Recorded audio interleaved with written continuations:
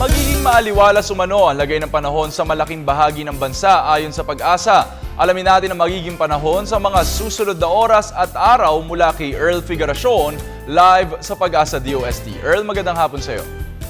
Magandang hapon, JC, at maraming salamat sa iyo. Live mula dito sa Pag-asa Weather and Flood Forecasting Center, narito ang latest sa ating panahon.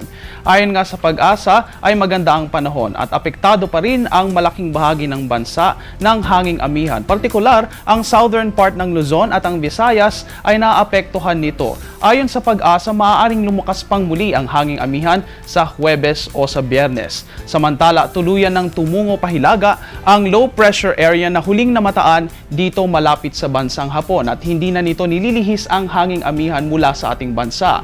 Ang isa pang na nasa may silangang bahagi ng labas ng Philippine Area of Responsibility ay inaasahang magpapatuloy sa pagkilos nito pakanluran at patungong Hilaga. Bagamat maliit ang tsansa nitong pumasok sa PAR, patuloy pa ring babantayan ng Pag-asa ang paggalaw nito. At ngayon naman para sa ating forecast. Ang Metro Manila at ang natitirang bahagi ng Luzon, pati na rin ang buong Kabisayaan ay magkakaroon ng maaliwalas na panahon na kung minsan ay magiging maulap na maaring may kasamang pulo-pulong mahinang pag-ulan.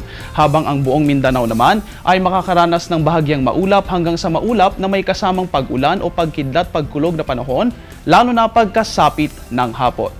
Mga kaibigan, ang National Down Syndrome Awareness Month ay opisyal na idineklara noong Pebrero 2002. Naglalayon nitong mamahagi ng impormasyon ukol sa kondisyong kromosonal at tumulong sa ating mga kababayan na nakakaranas ng ganitong karamdaman.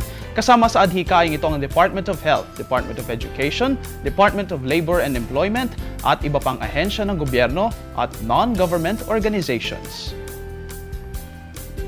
At yan ang latest mula dito sa Pag-asa DOST. Please check our official media accounts and our website para sa latest weather information.